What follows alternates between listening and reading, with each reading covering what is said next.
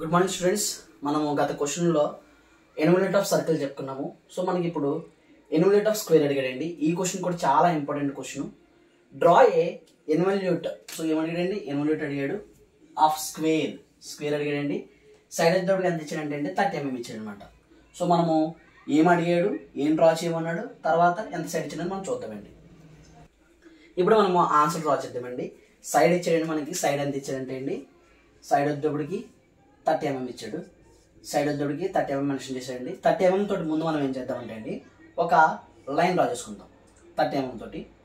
So ఈ point దగ్గర place చేసి 90 degrees ప్రొట్రాక్టర్ ప్లేస్ చేసుకుని 90 degreesతో 30 mm మన పైకి డ్రా చేసుకుంటామండి. ఇక్కడ కూడా ప్రొట్రాక్టర్ ప్లేస్ చేసుకుని 90 degreesతో 30 mm సైన్ డ్రా చేసుకుంటాం. ఇలా మనం ఏం చేస్తామంటే అండి, ఒక స్క్వేర్ని మనం ఫామ్ చేసుకుంటాం. నేమింగ్ ఇచ్చుకుందాము 1 2 3 4. సో క్లాక్ వైజ్ డైరెక్షన్ ఇచ్చుకున్నాము. ఇప్పుడు ఏం చేద్దామంటే అండి, సైన్ ఎక్స్టెండ్ చేద్దాము. 4-1 అనేది ఒక సైడ్, 2-1 అనేది ఒక సైడ్, 2-3 అనేది ఒక సైడ్, 3-4 అనేది ఒక సైడ్. కాబట్టి ఇప్పుడు సైన్ ఎక్స్టెండ్ చేద్దామండి. సైన్ ఎక్స్టెండ్ చేయాలంటే 1/4 సైన్ ఎక్స్టెండ్ చేద్దాము. ఈ సైన్ ఎక్స్టెండ్ చేయాలంటే మనకి ఫార్ములా ఉంటుందండి. ఆ ఫార్ములా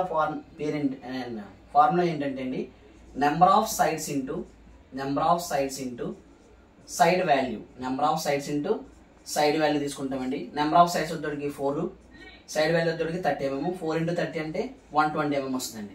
సో ఇప్పుడు మనం ఏం చేస్తామంటే అండి, 4 నుంచి 120 mm మనము డ్రా చేసుకుంటామండి. 120 mm ఎలా వస్తుందంటే perimeter formula, number of sides into side value.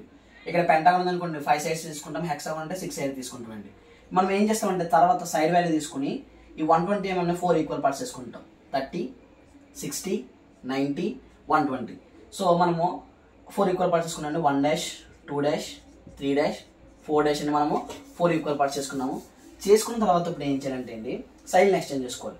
1-2 అనేది సైడ్ కాబట్టి ఎక్స్టెండ్ చేసుకుంటాము. 2-3 అనేది సైడ్ కాబట్టి ఎక్స్టెండ్ చేసుకుంటాము. 3-4 అనేది సైడ్ కాబట్టి సైడ్ని ఎక్స్టెండ్ చేసుకున్నామండి. ఇప్పుడు 4 నుంచి 1 డిస్టెన్స్ తీసుకుంటాము. 4 సెంటర్ చేసి 4 నుంచి 1 డిస్టెన్స్ తీసుకుంటాము. 1 సెంటర్ చేసి 4 నుంచి 1 వరకు ఒక ఆర్క్ డ్రా చేస్తామండి. 4 నుంచి 2 కాంపస్తో డిస్టెన్స్ తీసుకుంటాము.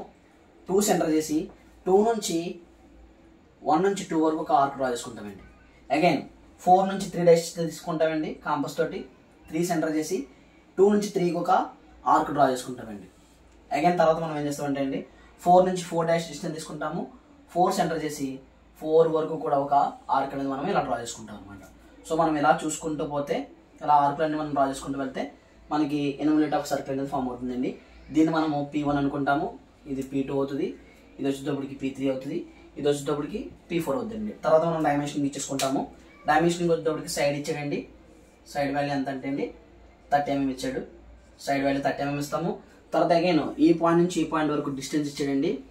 ఈ డిస్టెన్స్ వచ్చేటప్పటికి మనము పెరిమీటర్ ఫార్ములా వేసుకోవచ్చు, లేకపోతే 120 అని చూపించవచ్చు. ఇక్కడ మనము mm అనేది రాయకూడదండి.